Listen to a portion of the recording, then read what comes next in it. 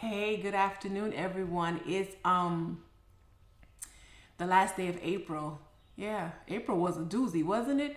I really hope May is better. But I wanted to get on because I was talking to my 24-year-old son yesterday. Oh no, I'm sorry, not yesterday, last week. Wow, time flies. And he's 24 and he's at a point in his life and where he knows that he needs to move on from certain friends and certain people in his life. And I quote, he said, I don't want to look like the bad guy. I don't want to feel like I abandoned them. And it's hard for me to move on. So I explained to him, I said, listen, once you learn that you are the villain in somebody else's story, it's the day you are winning in life. Because here's the thing. No matter what you do, no matter what you say, people have already put you in a category in their life, good or bad, or indifference, but usually good or bad. And so no matter what you say or do, they are going to label you. So let go.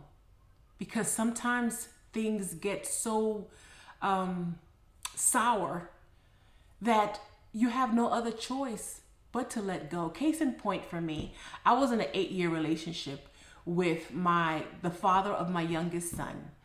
And the relationship was 7 years too long. We should have broken up after year 1. Why? Because we had nothing in common. I wasn't good for him and he wasn't good for me. But the reason why it lasted so long was because, amongst other things, we didn't want to be the first one to say it's over.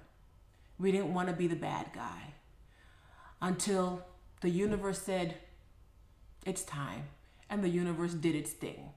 And I'm glad that it happened. I'm glad that it's no longer there, that we don't no longer have a relationship. As a matter of fact, after 8-9 years, yeah, almost 8 years, the last time I saw him was 9 years ago, April of 2015. Yeah. And I'm glad he disappeared because I just realized the other day I never really liked him and he never really liked me. That's it. I am a villain in his story. I have accepted that fact. And guess what? I'm okay. I'm okay with being that.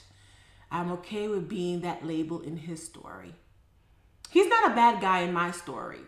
He was actually a very good story in my story. A good person. I wouldn't say a good person. He was a good lesson. That's what I meant to say. He was a very good lesson. And I learned a lot from him and that experience. So I put him in the box of good. Yeah.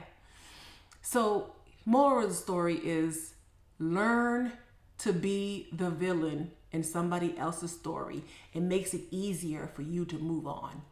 And then you're winning in life. Anyways, I hope May is better than April. And I'll talk to you later.